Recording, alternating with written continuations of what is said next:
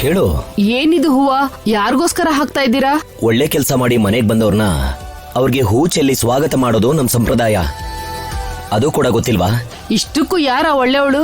ಇನ್ಯಾರೇ, ಈ ಮನೆ ದೊಡ್ಡ ಸೊಸೆ, ನಮ್ಮ ಮನೆ ಮಹಾಲಕ್ಷ್ಮಿ. ದೇವಸ್ಥಾನನ ತೆಗ್ಸಿ ಅದರಲ್ಲಿರೋ ನಿಧಿನೆಲ್ಲ ಕಾಪಾಡಿ ಸರ್ಕಾರಕ್ಕೆ ಒಳ್ಳೆ ಹೆಸರು ತಂದಿದ್ದಾಳೆ ನಮ್ಮ ರಾಜಲಕ್ಷ್ಮಿ. ಓಹೋ, ಅವಳಿಗೋಸ್ಕರನ ಇಷ್ಟೊಂದು ಡ್ರಾಮಾ? ಮೊದ್ಲು ಮನೆನ ಉದ್ಧಾರ ಮಾಡಿ ಆಮೇಲೆ ಊರ್ನ ಉದ್ಧಾರ ಮಾಡೋಕ್ ಹೇಳಿ. ಪ್ರಮೀಳಾ,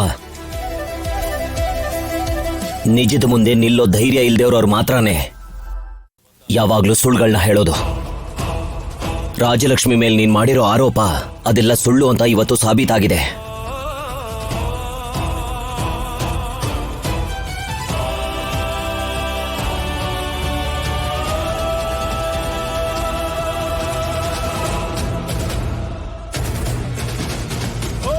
ಏನ್ ಸರ್ ಇದೆಲ್ಲ? ಫ್ಲವರ್ಸ್ ಯಾಕೆ? ನಿನ್ಗೋಸ್ಕರನೇ. ಹೌದು ಕಣೋ, ನನ್ ಸೊಸೆಗೋಸ್ಕರನೇ. ಆ ದೇವರು ಸೊಸೆ ರೂಪದಲ್ಲಿ ಮನೆಗೆ ಬಂದ್ರೆ ಅವಳನ್ನ ಗೌರವದಿಂದ ಆಹ್ವಾನಿಸ್ಬೇಕು. ಮಾವ, ಯಾಕೆ ಇದೆಲ್ಲ? ಇದೆಲ್ಲ ನನ್ಗ್ಯಾಕೆ ಅನ್ನೋದು ನಿನ್ನ ಸಂಸ್ಕಾರನಮ್ಮ. ನಿನ್ನನ್ನ ಹೀಗ ಆಹ್ವಾನಿಸೋದು ನಮ್ಮ ಗೌರವ.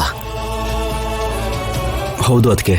ಏನ್ ಪ್ರಶಾಂತ್, ನೀನು ಕೂಡ ಇಷ್ಟು ದಿನ ಅದು ಎಷ್ಟು ಅವಮಾನ ಆದ್ರೂ ಸಹಿಸ್ಕೊಂಡ್ರಿ. ಆದ್ರೆ ಇವತ್ತು ಹೆಮ್ಮೆಯಿಂದ ಈ ಮನೆ ಒಳಗೆ ನಡ್ಕೊಂಡ್ ಬನ್ನಿ. ರಾಜಿ, ನಿನ್ಗೀ ಗೌರವ ಸಿಗಬೇಕು. ನೀನು ಅರ್ಹಳೆ.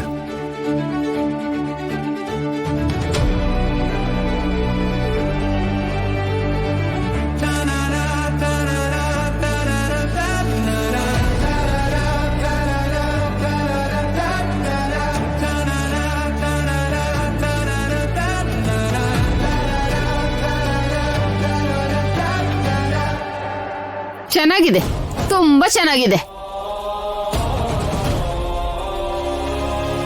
ಇವಳೇನೋ ದೊಡ್ಡ ಕೆಲಸ ಮಾಡಿದಾಳಂತೆ. ರಾಜಲಕ್ಷ್ಮಿ ಬಗ್ಗೆ ಮಾತಾಡೋ ಯೋಗ್ಯತೆ ನಿನಗಿಲ್ಲ. ಸೈಲೆಂಟ್ ಆಗಿರೋ. ಮಾವ, ನಿಮ್ ಸೊಸೆ ಅಷ್ಟು ದೊಡ್ಡವಳ? ರಾಜಲಕ್ಷ್ಮಿ ಮೇಲೆ ಆರೋಪ ಬಂದಾಗ ನೀನು ಹೇಗ್ ಮಾತಾಡಿದೆ ಅಂತ ನನಗೆ ಗೊತ್ತು. ಈಗ ಅವಳು ನಿರ್ದೋಷಿ ಅಂತ ಸಾಬೀತಾಗಿದೆ. ಅಷ್ಟೇ ಅಲ್ಲ, ನಿಧಿನ ಸರ್ಕಾರಕ್ಕೆ ಒಪ್ಪಿಸಿದಾಳೆ. ಇವತ್ತಿಂದ ನನ್ನ ಸೊಸೆ ಎಂಡೋಮೆಂಟ್ ಆಫೀಸರ್ ರಾಜಲಕ್ಷ್ಮಿ. ಅಮ್ಮ, ನಿನಗೆ ರಾಜಲಕ್ಷ್ಮಿ ಬರೀ ಸೊಸೆಯಾಗಿ ಅಷ್ಟೇ ಇರ್ಬೋದು, ಆದ್ರೆ ಅವಳು ನನಗೆ ಜೀವ, ನನ್ನ ಗರ್ವ. ಈ ಮನೇಲಿ ಯಾರೇ ನಮ್ದೇ ಇದ್ರು ನಿಜ ಹೊರಗೆ ಬರುತ್ತೆ ಅಂತ ನನಗೆ ಖಂಡಿತ ಗೊತ್ತಿತ್ತು. ನೀವೇನಾದ್ರೂ ಚೆನ್ನಾಗಿ ಬಿಸ್ನೆಸ್ ಮಾಡಿದ್ರೆ ಮೊದ್ಲು ಖುಷಿ ಪಡೋದು ನಾನೇ ಚಿಕ್ಕಿ. ಆದ್ರೆ ಮನೇಲಿ ಯಾರಾದ್ರೂ ಏನಾದ್ರೂ ಅಂದ್ರೆ ಅದಕ್ ಮಾತ್ರ ಬೇಜಾರ್ ಮಾಡ್ಕೋಬೇಡಿ. ನಮಗ್ ಗೊತ್ತು ಬಿಡು, ನೀನ್ ನಡಿಯ ಒಳಗೆ.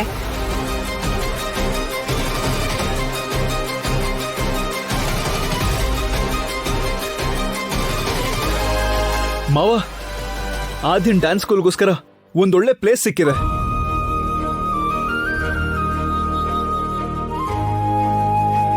ನಾಳೆ ಒಳ್ಳೆ ಮುಹೂರ್ತನೂ ಇದೆಯಂತೆ.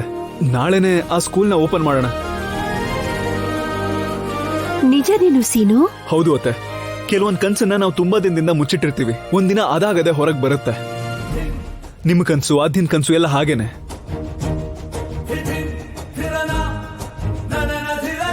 ಸರಿ, ಮುಹೂರ್ತ ಚೆನ್ನಾಗಿದ್ರೆ ಹಾಗೆ ಮಾಡೋಣ.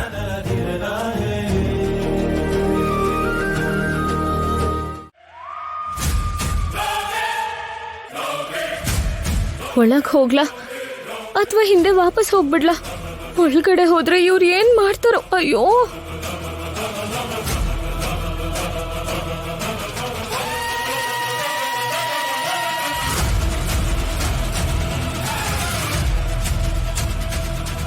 ಓಹೋ, ಬಂದ್ಬಿಟ್ಯಾ? ನಿನ್ನು ನಾನ್ ಎಲ್ಲೆಲ್ಲೋ ಹುಡುಕ್ತೆ. ಎಂತ ಕೆಟ್ಟ ಕೆಲಸ ಮಾಡಿದೀಯ. ಅದು ಮಾತಾಡ್ಬೇಡ. ಆ ವಾಸುದೇವ್ ಜೊತೆ ಸೇರ್ಕೊಂಡು ನಿನ್ ಹೆತ್ತ ಮಗುಗ್ ಅನ್ಯಾಯ ಮಾಡ್ಬೇಕು ಅನ್ಕೊಂಡ್ಯಾ? ದುಡ್ಡಿಗೋಸ್ಕರ ಏನ್ ಬೇಕಾದ್ರೂ ಮಾಡ್ತೀಯಾ ನಿನ್ನ? ಅಣ್ಣ, ಅದ್ಕೆ ಅಪ್ಪ, ಎಲ್ರು ಆಚೆ ಬನ್ನಿ. ಅಣ್ಣ,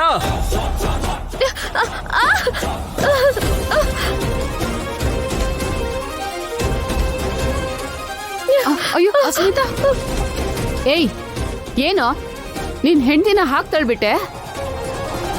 ಇವನು ಇಷ್ಟು ಧೈರ್ಯವಾಗಿ ಹೀಗ್ ಮಾಡ್ತಿದ್ದಾನೆ ಅಂದ್ರೆ ಅಸ್ಮಿತಾ ಮಾಡಿರೋ ಘನ ಕಾರ್ಯ ಏನು ಅಂತ ಅವನ ಬಾಯಿಂದಾನೆ ಕೇಳು. ಹೇಳೋ ಏನ್ ಮಾಡಿದ್ಲು? ಏನ್ ಮಾಡಿದ್ಲಾ? ನಿಧಿ ವಿಷಯದಲ್ಲಿ ಆ ವಾಸುದೇವ್ ಜೊತೆ ಸೇರ್ಕೊಂಡು ನಮ್ ಮನೆಯವ್ರಿಗೆಲ್ರಿಗೂ ಇವಳು ಮೋಸ ಮಾಡೋಕ್ ಹೊರಟಿದ್ಲು. ನಿಧಿ ಮಾರಿ ಅದರಿಂದ ಬಂದಿರೋ ದುಡ್ಡನ್ನ ಹಂಚ್ಕೊಳಕ್ ನೋಡಿದ್ಲು. ಕೇಳಿಸ್ಕೊಂಡ್ಯಾ? ಕಿವಿನ ದೊಡ್ಡದ್ ಮಾಡ್ಕೊಂಡು ಕೇಳಿಸ್ಕೊ. ಅವ್ನ್ ಹೇಳಿದ್ ನಿಜನಾ ಅಮ್ಮ? ನಾಚಿಕೆಯಿಂದ ತಲೆ ತಗ್ಗಿಸ್ದಾಗ್ಲೇ ಗೊತ್ತಾಗ್ಲಿಲ್ವಾ? ಯಾಕೆ ಹೀಗ್ ಮಾಡ್ದೆ?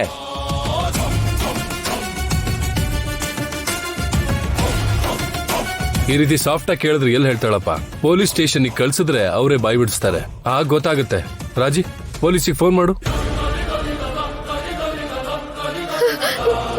ರಾಜಿ, ನನ್ನ ಕ್ಷಮಿಸ್ಬಿಡು ರಾಜಿ.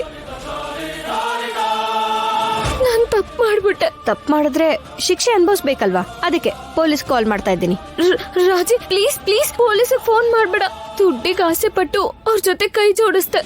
ನಿಮ್ಗೆಲ್ಲ ತುಂಬಾ ಕಷ್ಟ ಕೊಟ್ಬಿಟ್ಟೆ. ಅದಕ್ಕೆ ನೀನ್ ಜೈಲಿಗೆ ಹೋಗ್ಬೇಕು. ಬೇಡ ಪ್ರಶಾಂತ್, ನನಗ್ ಭಯ ಆಗ್ತಿದೆ.